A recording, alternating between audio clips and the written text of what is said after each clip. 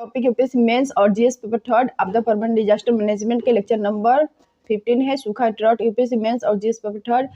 तो यह एक ऐसी प्राकृतिक स्थिति है जो मुख्यतः वर्षा की कमी के कारण उत्पन्न होती है। भूमिगत जल के स्तर का नीचा होना। अगर वर्षा समान से 25% कम होती है तो उस स्थिति में सूखा की स्थिति उत्पन्न होती है। सूखा प्रभावित क्षेत्र मरुस्थल या शुष्क प्रदेश में और अर्ध मरुस्थल या अर्ध शुष्क प्रदेश होते हैं। अनिश्चित व कम वर्षा के क्षेत्र में विचलनशीलता अधिक है और ये क्षेत्र सूखाग्रस्त क्षेत्रों के अंतर्गत आते हैं। तो भारत में मरुस्थल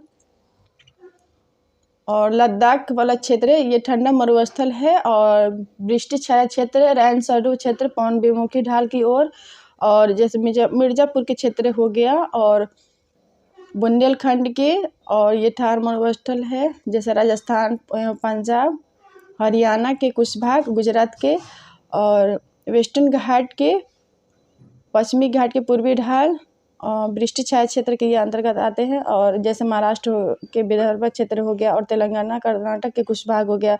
और अर्ध शुष्क क्षेत्र के मतलब होता है 25 से 50 सेंटीमीटर के मध्य वार्षिक वर्षा को अर्ध शुष्क क्षेत्र कहते हैं। लगभग हर 5 वर्ष में एक वर्ष सूखा का होना, परंतु राजस्थान में हर वर्ष सूखा पड़ता है। और भारत में सूखा के प्रकार कौन कौन से हैं तो देख लेते हैं लोग। तो मौसमी सूखा हो गया, कृषि सूखा, जल वैज्ञानिक सूखा और पारिस्थितिक सूखा, अत्यधिक सूखा प्रभावित क्षेत्र और अधिक सूखा प्रभावित क्षेत्र, मध्यम सूखा प्रभावित क्षेत्र। तो भारत में सूखा के निम्नलिखित प्रकार है। तो मौसमी सूखा और कृषि सूखा, जल वैज्ञानिक सूखा, पारिस्थितिक सूखा और मौसमी सूखा। सबसे पहले देखते हैं तो इसमें सबसे पहले ना मौसमी सूखा देख लेते हैं लोग। तो जब वर्षा समान से 20 या 25% कम होती है तो उसे मौसमी सूखा कहते हैं। और कृषि सूखा सेकंड है, जब मृदा के पोषक तत्वों को आवश्यक जल की मात्रा न मिल पाए तो उस स्थिति को कृषि सूखा कहते हैं। जल वैज्ञानिक सूखा, जब धरातल की सतह में नमी का अभाव हो और भूमिगत जल का स्तर नीचे जाए तो उस स्थिति में को जल वैज्ञानिक सूखा कहते हैं। और 4 है पारिस्थितिक सूखा। पारिस्थितिक सूखा तंत्र के उत्पादकता में कमी को पारिस्थितिक सूखा कहते हैं। धातव है कि यह जल के अभाव के कारण उत्पन्न होती है और अन्य प्राकृतिक आपदाओं की अपेक्षा यह आपदा धीरे धीरे आती है एवं इसका प्रभाव भी लंबे समय तक रहता है। तो सूखा प्रभावित क्षेत्रों का प्रबंधन करना दूसरे प्राकृतिक आपदाओं की अपेक्षा अधिक सरल होता है, परंतु इसका प्रभाव सबसे अधिक ग्रामीण क्षेत्रों के लोगों पर पड़ता है। भारत में सूखे का संबंध दक्षिण पश्चिम मानसून से है क्योंकि भारत लगभग 70% वर्षा इसी से प्राप्त करता है। मानसून काफ़ी अनियमित और अनियंत्रित होता है। इसके अलावा इसमें कालिक स्थानीय विषमता भी मिलती है। अल नीनो की घटना और उष्णकटिबंधीय पूर्वी जेट स्ट्रीम की प्रबलता, सोमाली जेट स्ट्रीम, पश्चिमी विक्षोभ, उपोष्ण कटिबंध पछुआ जेट स्ट्रीम मानसून की तीव्रता महानता को प्रभावित करती है। सूखा, भारत में सूखे प्रभावित क्षेत्र 68% भूभाग विभिन्न प्रकार के सूखे से प्रभावित है। और शुष्क एवं अर्धशुष्क क्षेत्र तो थार मरुस्थल, लद्दाख और शुष्क वार्षिक वर्षा 25 सेंटीमीटर।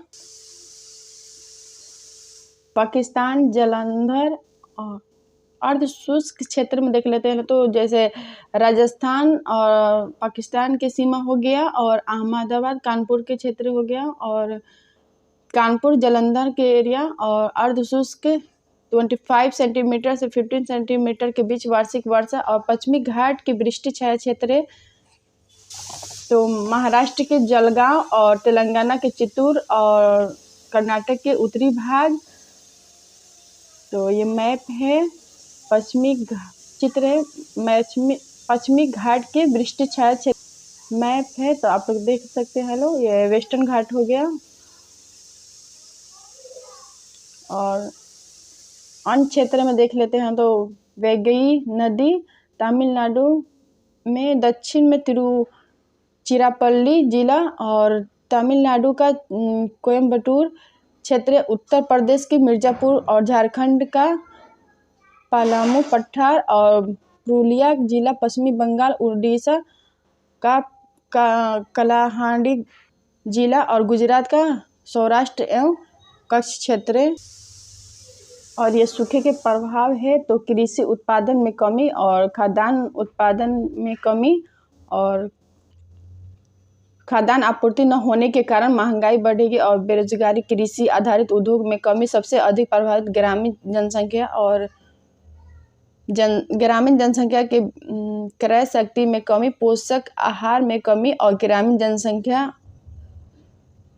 कुपोषण के शिकार, खासकर महिला, बच्चा, वृद्ध और चारे में कमी के कारण मवेशियों की मृत्यु अधिक होगी। पेयजल का संकट उत्पन्न होगा और पानी पर आधारित फैक्ट्रियां बंद हो जाएगी। किसान वित्त बोझ के कारण आत्महत्या कर लेता है और उद्योग को नुकसान होगा क्योंकि क्रय शक्ति क्षमता कम होने के कारण उपभोग में कमी, आर्थिक विकास में कमी और प्रवासन में वृद्धि। तो ये सूखे के प्रभाव हैं। सूखे के प्रबंधन में सिंचाई विस्तार पर कार्य और सिंचाई सुविधाओं को बढ़ाया गया है और बहुउद्देशीय परियोजना के माध्यम से बहुत से ग्रामीण एवं सूखाग्रस्त क्षेत्रों को जोड़ा गया है और लघु सिंचाई परियोजनाओं को प्रारंभ किया गया है और कमांड क्षेत्र विकास कार्यक्रम और त्वरित सिंचाई विकास कार्यक्रम, भारत निर्माण कार्यक्रम और संरचनात्मक उपाय तो बांध, प्राकृतिक जलाशयों का प्रबंधन, मवेशियों का प्रबंधन और वाटर सेट प्रबंधन, उचित फसल का चयन और मृदा संरक्षण तकनीक और वनीकरण एवं वृक्ष कटाई में कमी और वैकल्पिक रोजगार का उपाय देकर प्रवासन की गतिविधि पर रोक और आपात की स्थिति से निपटने के लिए लोगों का शिक्षा एवं प्रशिक्षण देना। तो ये संरचनात्मक उपाय है। और ये त्वरित योजनाएं वर्षा जल का संग्रहण करना, भौम जल का वाष्पीकरण न होने देना और जल संग्रहण प्रणाली को बेहतर करना, सिंचाई प्रणाली में बेहतर तकनीक का प्रयोग और फसल पद्धति में बदलाव लाना, सूखाग्रस्त क्षेत्रों में उपयुक्त फसल का चुनाव। और ये सुझाव है सूखा के तो जलवायु परिवर्तन के प्रभाव सटीक आकलन, सूखाग्रस्त क्षेत्रों में नेशनल रिमोट सेंसिंग तकनीक की स्थापना, दीर्घकालीन मौसम पूर्वानुमान के पूर्व चेतावनी तंत्र का प्रयोग और सूखाग्रस्त क्षेत्रों में पशुओं के लिए चारा बैंकों की स्थापना, सूखाग्रस्त क्षेत्रों में कृषि तकनीक, बायोडीजल आदि को कृषि में बढ़ावा देना और सूखाग्रस्त क्षेत्रों में सार्वजनिक वितरण प्रणाली को मजबूत करना।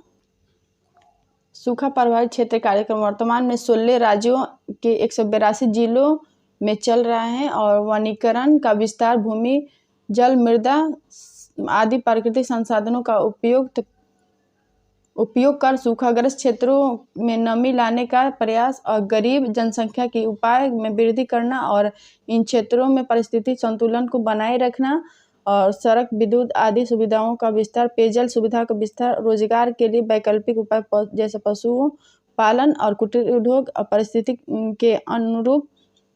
परिस्थितिकी के अनुरूप फसल प्रणाली का विकास करना। और अगर चक्रवात की गतिविधि अत्यधिक होती है तो उसे सुपर साइक्लोन कहते हैं। तो ये सुपर साइक्लोन का परिभाषा है। चक्रवात विश्व में 6 सबसे खतरनाक चक्रवात प्रभावित क्षेत्रों में हिंद महासागर क्षेत्र भी एक है। भारत के भूभाग के 80% क्षेत्र सबसे प्रभावित है। भारत में चक्रवात से सर्वाधिक प्रभावित राज्य उड़ीसा और चक्रवात प्रभावित तटों के अंदर 100 किलोमीटर तक देखने को मिलता है। भारत में उष्णकटिबंधीय चक्रवात आता है जो कि अप्रैल, मई, सितंबर, अक्टूबर में अधिक आता है। तो अरब सागर हो गया और बंगाल की खाड़ी, तो अरब सागर में गुजरात के एरिया हो गया, महाराष्ट्र के हो गया और बंगाल की खाड़ी में आंध्र प्रदेश एवं उड़ीसा के क्षेत्र हो गया। अगर रेशियो में देखेंगे लोग तो अरब सागर में 1 आएगा तो बंगाल की खाड़ी में 4, तो 1:4 की रेशियो है। और प्रचंड पवन चक्रवात के समय 100 किलोमीटर प्रति घंटा की रफ्तार सामान्य होती है। कभी कभी 250 से 280 किलोमीटर प्रति घंटा की भी होती है। तटों पर रहने वाले मछुआरों एवं तटों पर स्थित वन इससे सर्वाधिक प्रभावित होते हैं। तूफानी तरंग चक्रवात के समय तूफानी तरंगों की ऊंचाई 11 से 13 मीटर हो जाती है। यह नदी के मुहाने से 20 किलोमीटर अंदर तक चला जाता है, जिससे बाढ़ की स्थिति उत्पन्न होती है और ठंडे भारी वर्षा। चक्रवात के समय कपासी वर्षा मेघ का निर्माण होता है, जिसके कारण मूसलाधार वर्षा होती है एवं बादल गरजने की प्रक्रिया होती है। वर्षा की अवधि भी अधिक होती है। इन कारणों के कारण तटीय क्षेत्रों में व्यापक हानि होती है और जनधन की हानि होती है। प्रभाव सूखे के प्रभाव तो सड़क, बिजली, रेल मार्ग को काफ़ी क्षति पहुंचती है। वनों में वृक्ष जड़ों से उखड़ जाते हैं और तटीय क्षेत्रों के लोग प्रवासन करते हैं। तटीय क्षेत्रों में स्थित झुग्गी झोंपड़ी उखड़ जाते हैं और रोजगार की बेसिक आधारभूत सुविधा जैसे पेयजल, भोजन की समस्याएं होती हैं और बालू एवं नमकीन खाड़ी जल की मात्रा कृषि भूमि में बढ़ जाती है और प्रवासन के कारण रोजगार पर प्रभाव, मृत्यु की संख्या में वृद्धि और कृषि उत्पादन कमी, कृषि आधारित उद्योग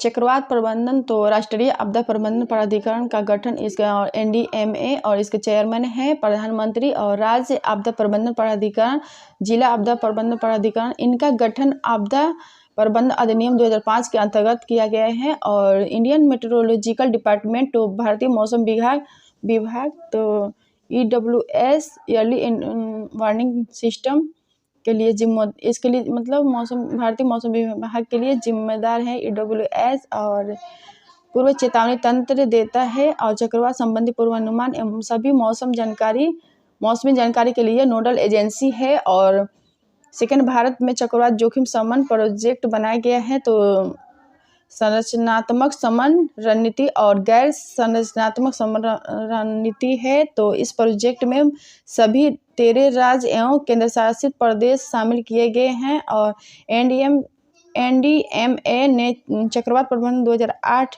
में जारी की गई जो कि 2012 तक थी और आर्द्र भूमि मैंग्रोव क्षेत्र के चित्रण एवं मानचित्रण।